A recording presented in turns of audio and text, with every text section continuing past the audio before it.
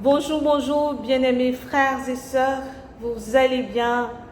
Quelle joie de vous retrouver. Nous sommes au 4e dimanche du temps ordinaire. Bon dimanche à tous.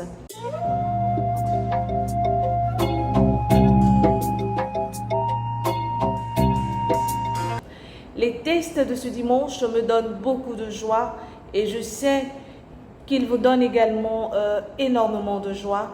Là, nous parlons d'amour qui implique l'humilité. Et nous allons directement avec l'évangile du jour, extrait de Saint Matthieu. Nous tombons dans quoi? Les béatitudes. Et pour moi, le message des béatitudes se résume en l'amour. Et à chaque fois qu'une parole est donnée, qu'une béatitude est donnée, heureux les pauvres de cœur, car le royaume des cieux est à eux. Heureux ceux qui sont doux, ils auront la terre en héritage. Heureux ceux qui sont purs de cœur, ils verront Dieu. Heureux êtes-vous si l'on vous insulte, l'on vous persécute, ou l'on dit forcément des choses de vous. Réjouissez-vous. Heureux. Et à chaque fois, on a cette promesse qui est rattachée. Mais au-delà, c'est le langage de l'amour.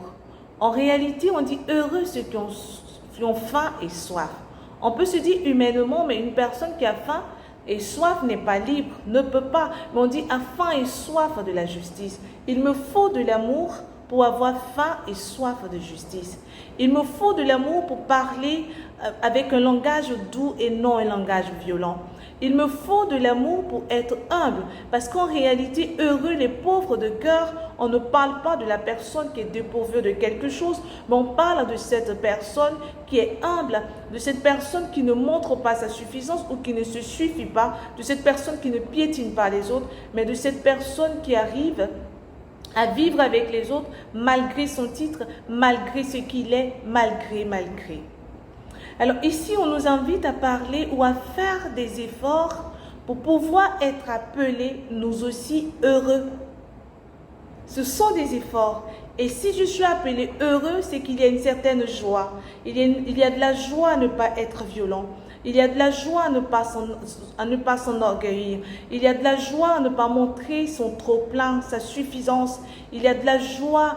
Il y a de la joie à donner, il y a de la joie à parler, il y a de la joie à ne pas répondre aux coups qu'on reçoit, surtout quand on n'a rien fait. Il y a de la joie à se laisser, à être dans la vérité. Il y a de la joie à chercher la justice et à chercher la justice pleinement. Alors cet amour ne peut véritablement être vécu sans humilité. Et c'est la raison pour laquelle le prophète Sophonie, dans son livre, va nous appeler à l'humilité. Il a dit qu'il a choisi des petits, n'est-ce pas? Dans notre monde, comment est-ce que nous catégorisons les petits, ceux que nous appelons petits et qui en réalité sont grands? Vous savez, frères et sœurs, être petit, c'est être grand aux yeux de Dieu. Être petit n'a rien à voir avec nos richesses matérielles. Être petit n'a rien à voir avec nos richesses intellectuelles, nos richesses spirituelles. Mais être petit, c'est seulement être rempli de l'amour de Dieu. De l'amour de Dieu pour soi, de l'amour de Dieu pour les autres, de l'amour de Dieu pour ceux que personne ne veut recevoir, pour ceux avec qui personne ne veut dîner, pour ceux avec qui personne ne veut souper. Être petit, c'est être rempli de cet amour de Dieu qui nous rassasie et qui rassasie les autres. Être petit, c'est chercher à remplir le cœur des autres d'amour. Être petit, c'est chercher à voir Dieu ou à mettre Dieu et à le retrouver dans tout ce qu'on pose comme acte.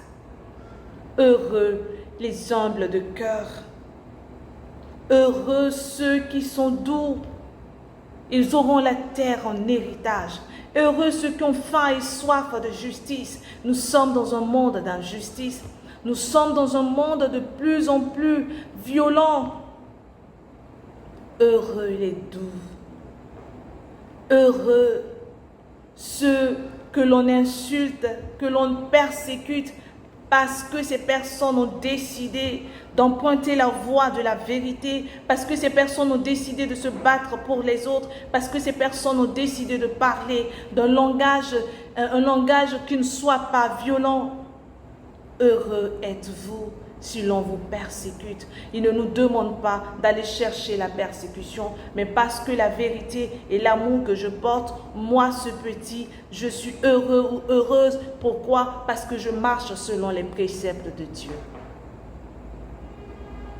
Et Saint Paul ne va pas dire autre chose.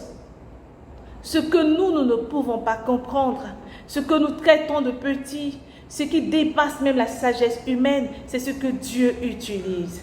C'est ce que Dieu prend, c'est ce que Dieu nettoie, c'est ce que Dieu élève. L'être humain ne peut pas comprendre cela, non, c'est trop grand. Et alors, on pourra mettre notre fierté en notre Seigneur Jésus-Christ, celui-là même qui nous élève, la voie de l'amour, qui nous dit quelle est la voie que nous devons emprunter. Frères et sœurs, que le langage de l'amour ne s'éloigne pas de notre bouche.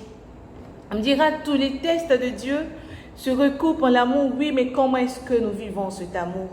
Alors, si nous vivons les recommandations que Dieu nous demande, Dieu nous donne, nous serons appelés, nous aussi heureux, c'est-à-dire que nous rentrerons pleinement dans les béatitudes. Nous aimons les béatitudes, mais ce que les béatitudes renferment, est-ce que nous faisons l'effort de les vivre? Que Dieu nous aide en ce dimanche et surtout, demandons-lui la grâce, Seigneur. La grâce de m'abandonner totalement à toi, de ne pas chercher ma propre gloire en allant me mettre dans des choses, mais avoir véritablement soif et faim de justice. Demandons à Dieu de nous donner d'être doux, de nous donner cette grâce profonde d'être doux, de nous donner cette grâce profonde d'être humble de cœur, de nous donner surtout la richesse et la force d'aimer les autres. Et vous savez, moi je vous aime, mais Dieu encore plus. Au revoir, bon dimanche de béatitude. Heureux êtes-vous d'être dans la maison du Seigneur.